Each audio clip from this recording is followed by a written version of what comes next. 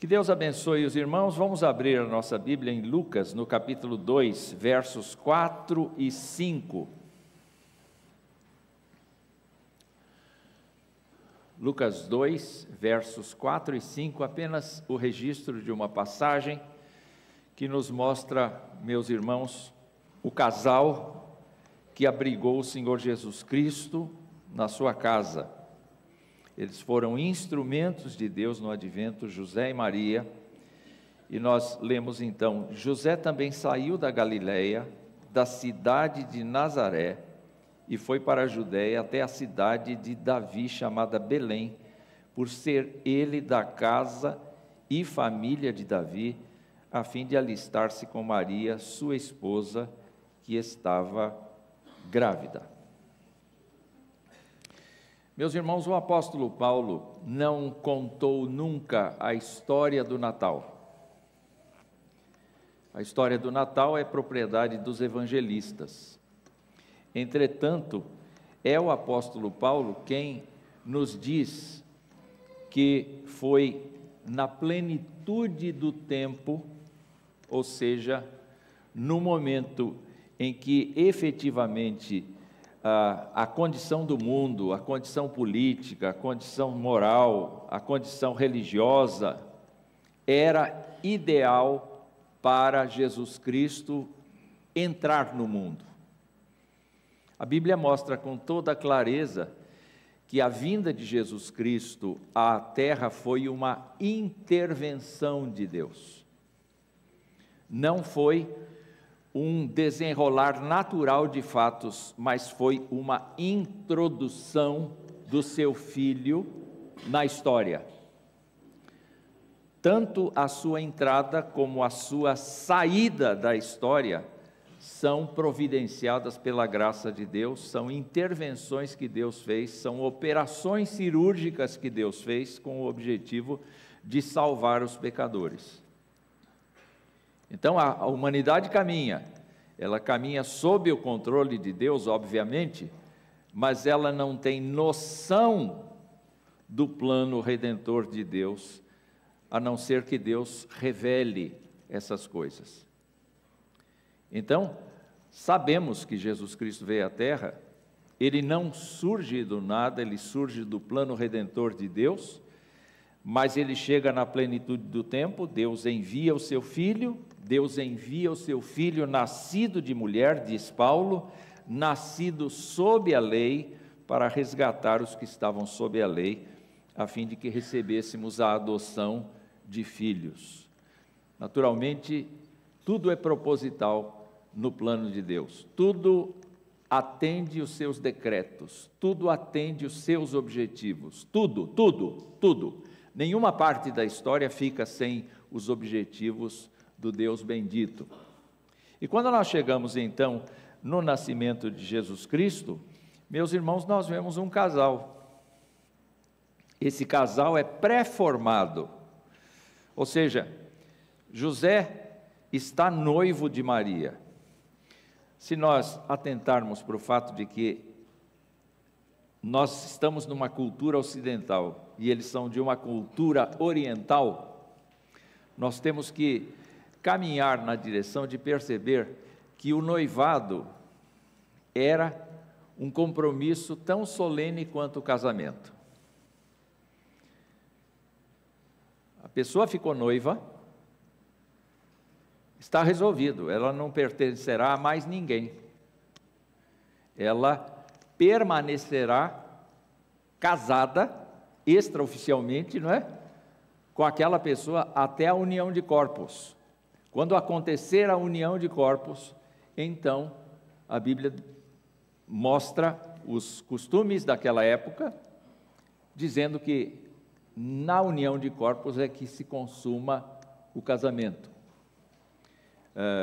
De acordo com a Escritura, tem muita gente casada que não casou ainda, porque tem entregue o seu corpo para uma outra pessoa e, biblicamente, já casou com aquela pessoa.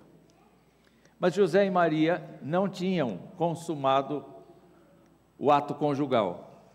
Eles estavam separados um para o outro quando Maria foi avisada pelo anjo que seria o recipiente, seria a mãe de Jesus. Quando olhamos para José e Maria, nós temos que pensar que eles foram instrumentos de Deus para que nós tivéssemos a salvação. Eles foram instrumentos diretos de Deus para a nossa salvação. Se nós perguntarmos quem é José, algumas referências, muito poucas referências acerca de José. A Bíblia fala que ele era o noivo, e depois disso, conforme lemos em Lucas, ele era o marido de Maria.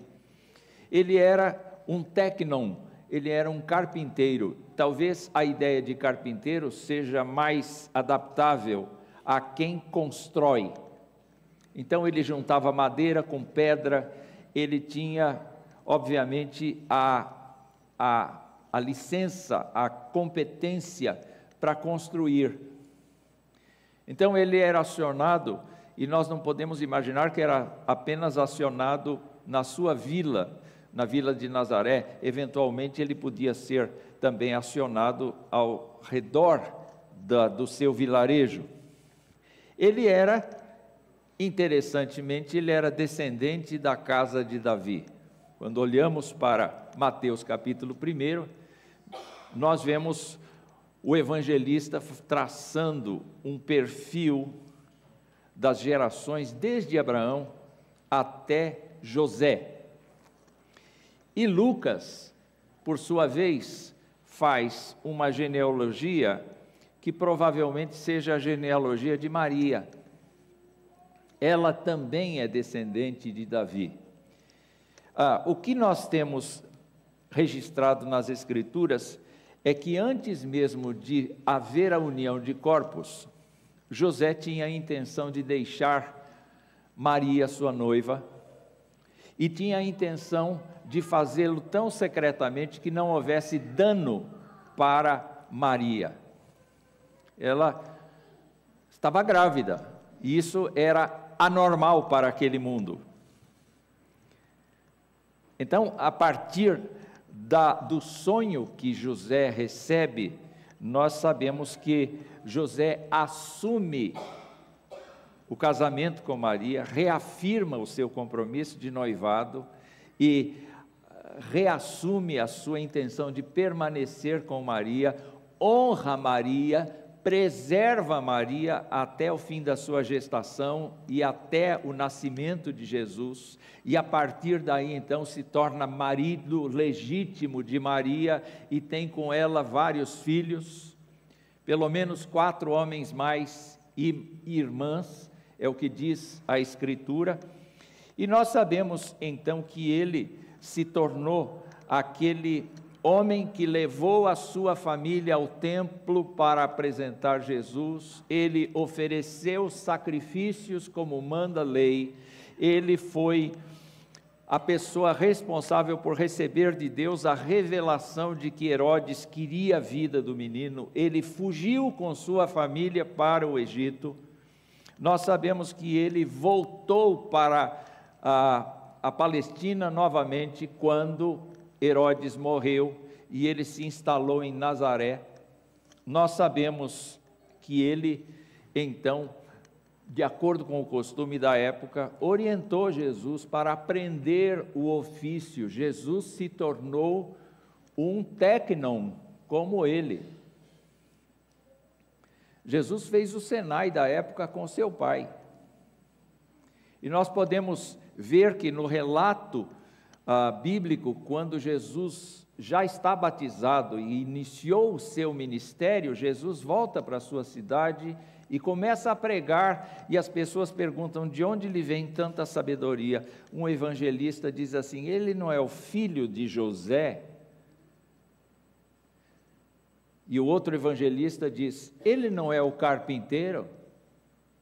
Ou seja, filho de José e carpinteiro demonstram que Jesus Cristo foi um trabalhador até os 30 anos. Provavelmente na falta de José, seu padrasto, Jesus ajudou a sustentar sua família até o dia em que saiu de casa para dedicar-se exclusivamente ao ministério de redentor, de Filho de Deus. O que nós sabemos ainda? Nós sabemos que ele é pai dos irmãos e irmãs de Jesus, e ele não é citado no ministério de Jesus mais, talvez porque ele tenha falecido. O que nós sabemos de Maria?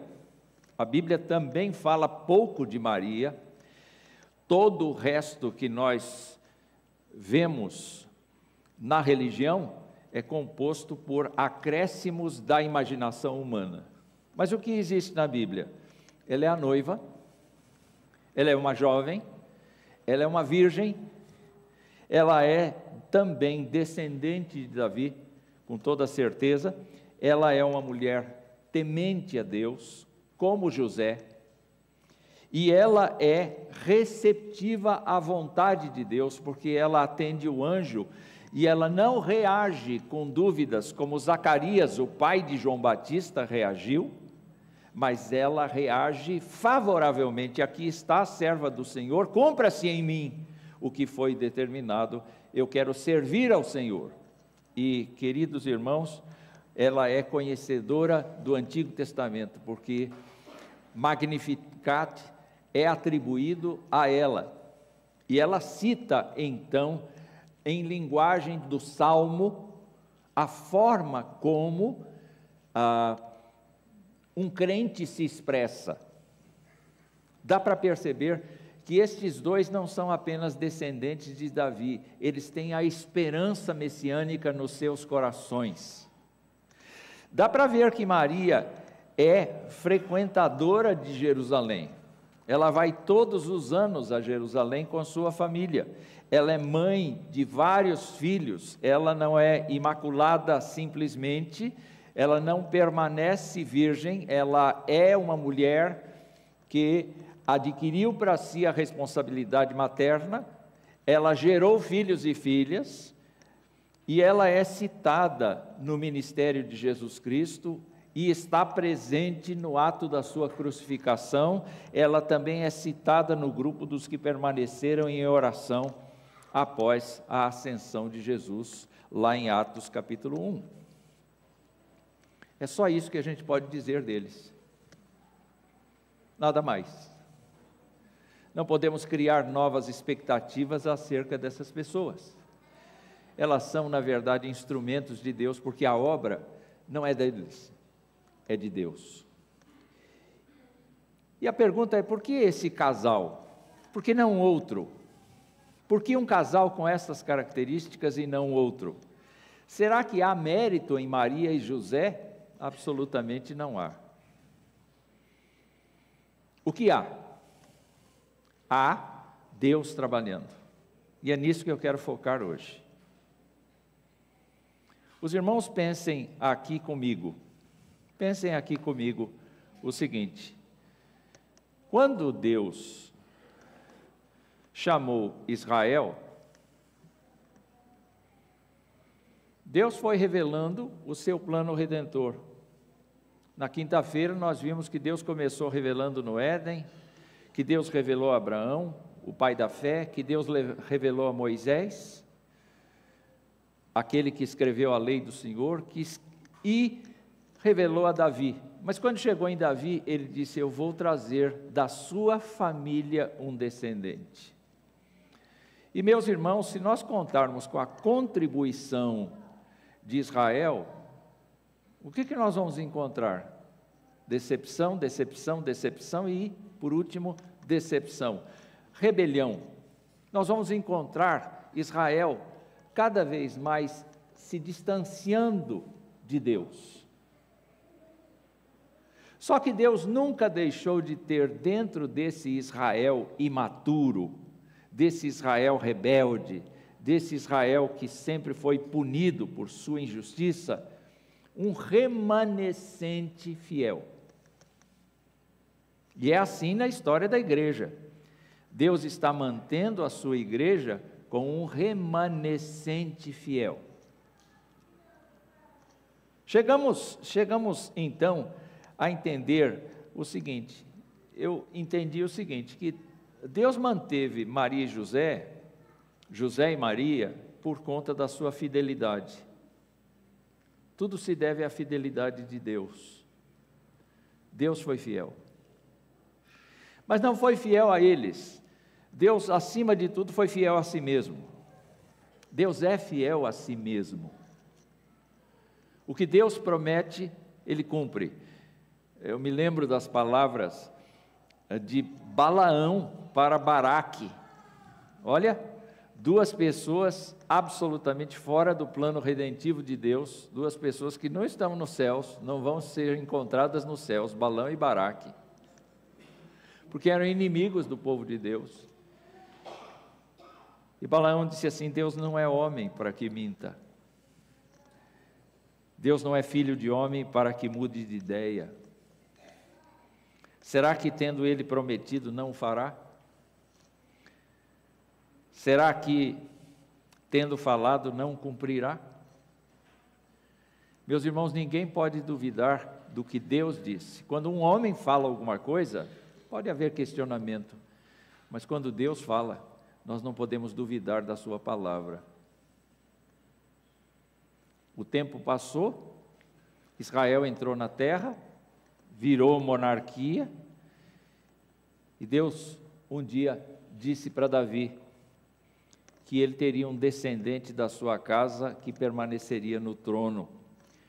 E Davi, em 2 Samuel, disse assim: Tu, Senhor dos exércitos, Deus de Israel, fizeste a teu servo esta revelação, dizendo: edificarei uma casa para você. Por isso teu servo se animou para fazer esta oração. Agora, pois, ó Senhor, tu mesmo és Deus, as tuas palavras são verdade, e tens prometido ao teu servo este bem. Deus prometeu um descendente a Davi 1000 anos antes de Jesus Cristo surgir no cenário da terra. Irmãos, a história foi acontecendo, Israel foi se distanciando, como nós vimos aqui, tanta coisa aconteceu. E o que não deixou de acontecer? Aquilo que Deus disse. E Deus continua mantendo a sua palavra até hoje. Quando o Senhor Jesus Cristo veio à terra, Ele disse: todo aquele que... Eu sou a ressurreição e a vida, Ele disse, todo aquele que crê em mim, ainda que morra, viverá. E todo aquele que vive, e todo aquele que, como é que é? Fugiu.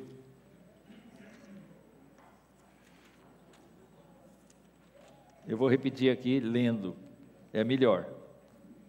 É melhor. E ele disse assim: Eu sou a ressurreição e a vida, quem crê em mim, ainda que morra, viverá, e todo que vive e crê em mim, não morrerá eternamente. Você crê nisto? Muito bem, desculpem a falha de memória, mas esse é um ponto interessante. Se Deus falou, o que caracteriza Deus é não mudar de ideia. O que caracteriza Deus é ter sempre o plano sem qualquer alteração. O que mantém a nossa expectativa em Deus é que Ele está falando absolutamente a verdade.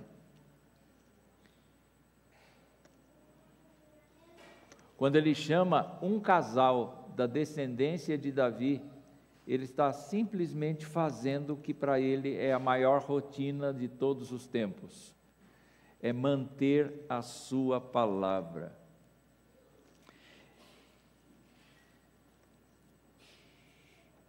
O autor aos Hebreus disse assim: Deus, capítulo 6, versos 17 e 18, ele disse: Deus, quando quis mostrar com mais clareza aos herdeiros da promessa que o seu propósito era imutável, confirmou com um juramento.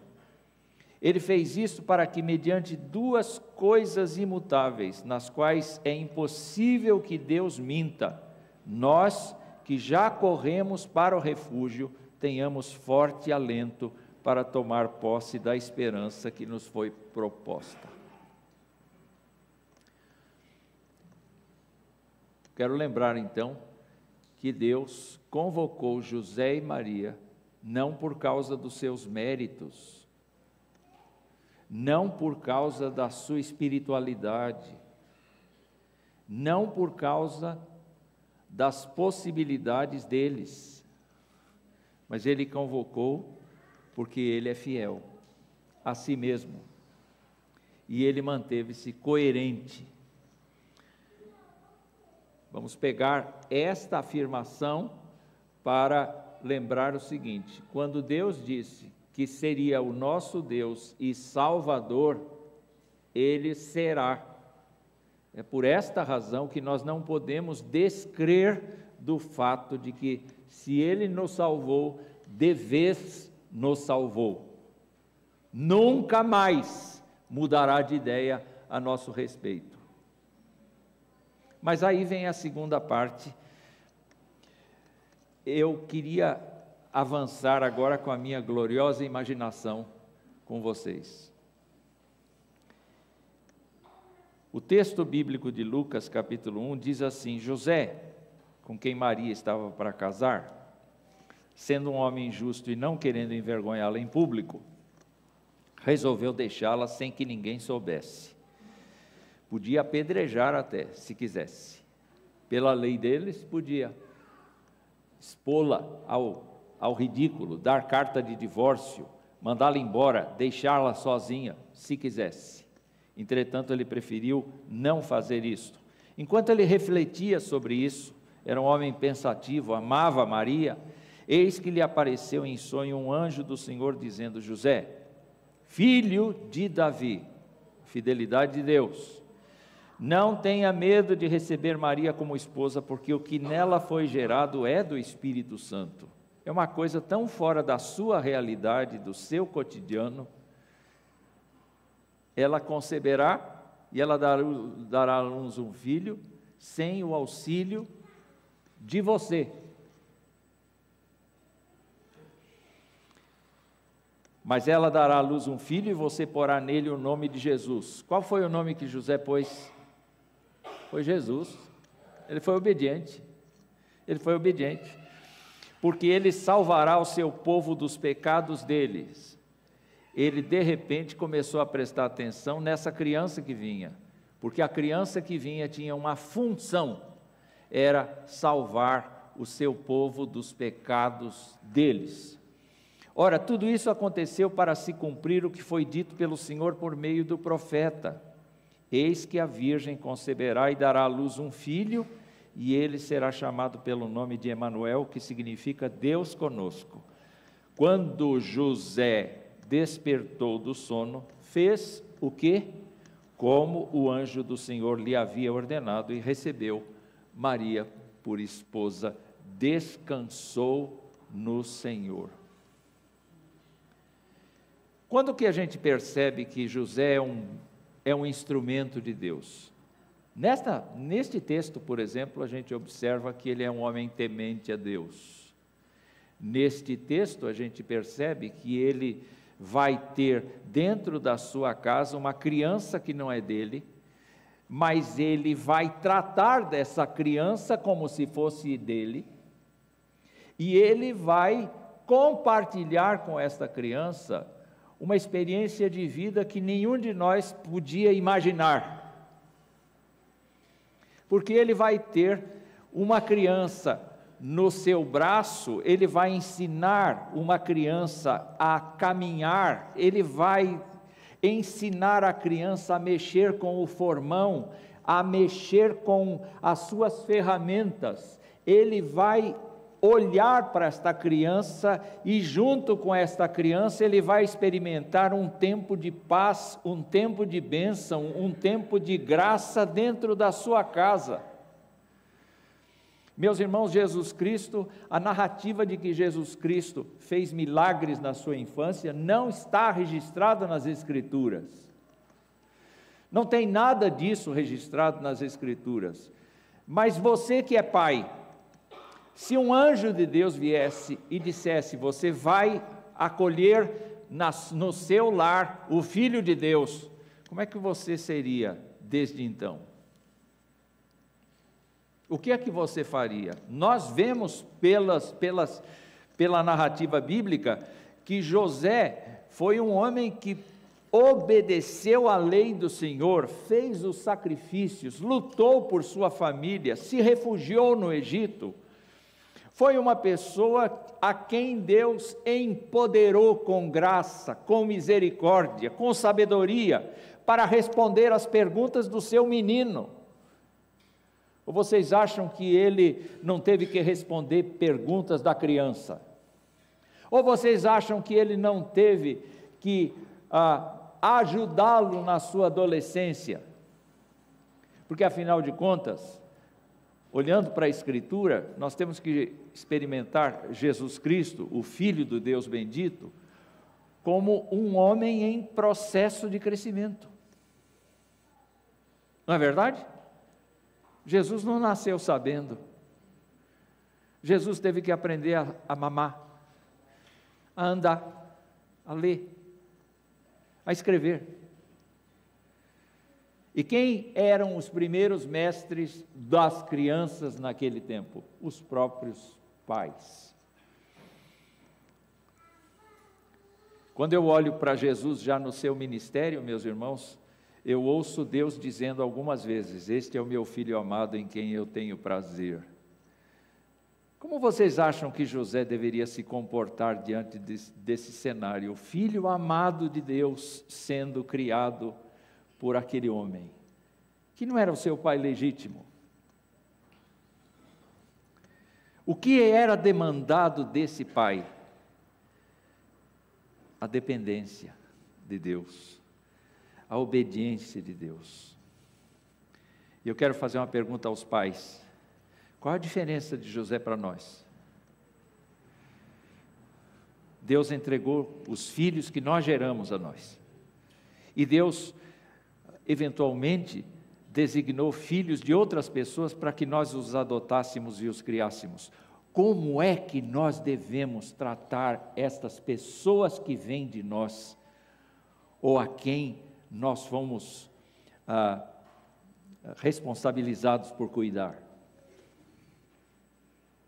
Quando nós falamos de Maria, nós vemos, meus irmãos, o mesmo sentimento, a mesma capacidade de obediência ao Senhor, a mesma ajuda da parte de Deus, porque Maria disse assim: a minha alma engrandece ao Senhor, o meu espírito se alegrou em Deus, meu Salvador, porque Ele atentou para a humildade da sua serva. Desde agora todas as gerações me considerarão bem-aventurada, porque o poderoso me fez grandes coisas.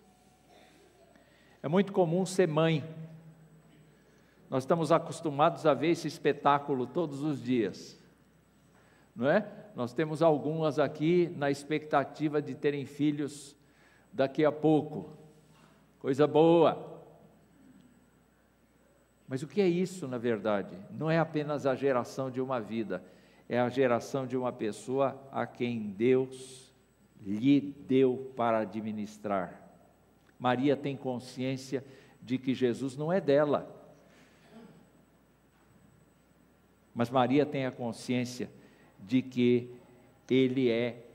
Deus é santo, e aquilo que está em seu ventre, que estará em seu ventre, é santo também. E ela diz então: a sua misericórdia vai de geração em geração sobre os que o temem. Ele agiu com braço valorosamente, dispersou os que no coração alimentavam pensamentos soberbos, derrubou dos seus tronos os poderosos, exaltou os humildes, encheu de bens os famintos e despediu vazios os ricos. Essa linguagem é do Antigo Testamento e é uma linguagem muito próxima de quem conhece a palavra de Deus.